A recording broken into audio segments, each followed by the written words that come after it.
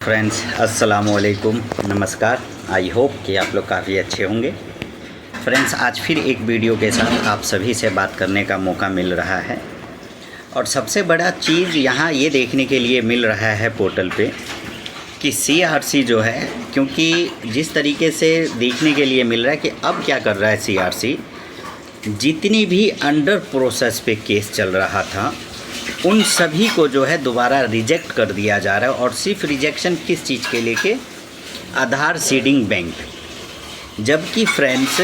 5,000 करोड़ रुपए बटना था, 5,000 करोड़ रुपए बट चुका होगा, जो भी बचा होगा 10, 20, 50,000 या बचा होगा, नहीं तो तकरीबन सारे अमाउंट बट चुके हैं। लेकिन अब सीआरसी क्या करेगा,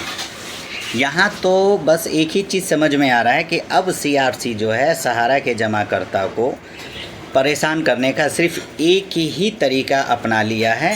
कि सब चीज़ कस्टमर ने इस 2 साल में अपडेट किया, चाहे वो मास्टर फार्म हो, मेंबरशिप फार्म हो, चाहे अदर नाम में मिस्टेक हो, कुछ भी हो, तो 2 साल में हर कस्टमर ने अगर सहारा के कस्टमर गलत होता तो ये सारे चीज़ वो अपडेट नहीं करता पोर्टल पर।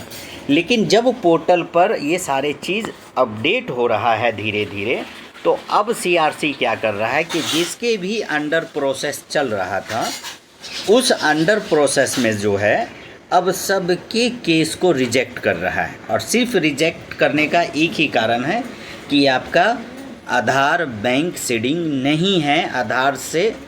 आप देखिए कि जब पोर्टल पे व्यक्ति जाता है, चाहे वो फर्स्ट टाइम ही ऑनलाइन डिमांड क्यों ना कर रहा हो, पहली बार उस सिर्फ आधार सीडिंग के चक्कर में जितने भी अंडर प्रोसेस केस चल रहा था, क्या सीआरसी अब इसी तरीके से सभी केस को रिजेक्ट करेगा? क्या सीआरसी ने सिर्फ सहारा के जमाकर्ता को सिर्फ एक गेम के जैसे उसको खेलने में लगा हुआ है कि जब मन हुआ तब उसको पेमेंट दे दिया गया, वो भी भीख के तौर पे 10,000, 20,000, 5,000, 2 रुपये, 5 रुपये, इस तरीके से भीख दिया जा रहा है सहारा के जमाकर्ताओं को? क्या सीआरसी ने इसी तरीके का पूरे तरीके से गेम एक खेल रखा है कि सहारा के जितने भी जमा करता हैं वो पढ़े लिखे कम हैं, अनपढ़ गंवार है, उसको जिस तरीके से जितना बेवकूफ़ बनाया जाए उसको बेवकूफ़ बना के रखा जाए? क्या फ्रेंड्स इसीलिए हम लोग ने सहारा में पैसा जमा किया था? तो ये सहारा का जमाकर्ता को सीआरसी जो है सिर्फ बेवकूफ़ गुमराह के अलावा और कुछ नहीं कर रहा है। और मैं आपको इस व्यक्ति का पेपर भी मैं दिखाऊंगा और सिस्टम पे भी मैं दिखाऊंगा कि सिर्फ छोटी छोटी चीज़ें, और अब इसे छोटी ही चीज़ें कहा जा सकता है क्योंकि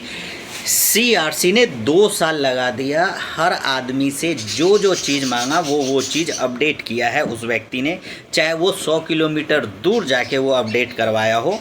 लेकिन वो अपना हर एक चीज़ अपडेट करवाया है। जिस कस्टमर का अकाउंट 31/3/2023 में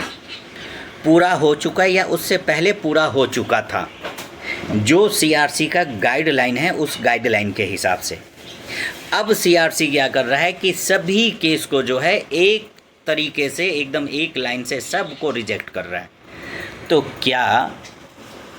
हमने जो पैसा खर्च किया, जो हमने ऑनलाइन करवाने के लिए खर्च करवाया, मेंबरशिप अपडेट करवाने के लिए खर्च करवाया, मास्टर फार्म अपडेट करवाने के लिए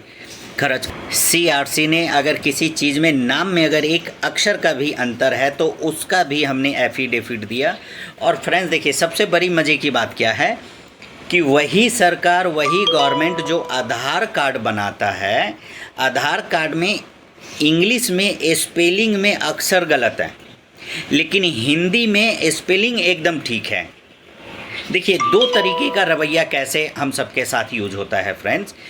कि अगर एक आधार कार्ड में इंग्लिश का अक्षर में अगर एक अंक भी अगर माइनस प्लस है तो सीआरसी जो है उस कस्टमर से एफिडेविट मांग लिया जाता है कि आप वो व्यक्ति हो ही नहीं हो, आप फ्रॉड व्यक्ति हो।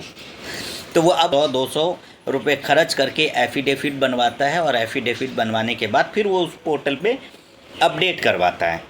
और उसके बाद वही व्यक्ति का आधार कार्ड जो इंग्लिश और हिंदी में ऊपर नीचे लिखा होता है और इंग्लिश में वही नाम एकदम सही है, एकदम कहीं कोई अंतर नहीं है, यही सरकार इंग्लिश वाला जो एक अक्षर गलत है तो उसके लिए एफिडेविट मांग रहा है। लेकिन उसी नाम एकदम हिंदी में जो सही लिखा हुआ है उसको वो नहीं मान रहा है। तो ये किस तरीके का, दो तरीके का रवैया क्यों? क्या आधार कार्ड जो बना है पूरे भारत में, या मेरा या किसी का भी, तो गवर्नमेंट ने ही तो बनाया है ना? क्या वो किसी ऐसे तो जाके कहीं से बन के तो नहीं मिल गया? गवर्नमेंट ने उसके लिए हमसे सारा डिटेल मांगा होगा, आईडी प्रूफ मांगा होगा, और सबसे बड़ा चीज़ कि हमारा ये फिंगरप्रिंट मांगा जाता है, वहाँ पे फिंगरप्रिंट अपडेट होता है। तो सबसे बड़ा प्रूफ तो यही है कि मैं खुद हूँ, और उसके बावजूद भी सरकार इस तरीके का रवैया रख रखा है। आज इस व्यक्ति का, अब मैं आपको दिखाऊं, इस व्यक्ति का 2023 में ऑनलाइन हुआ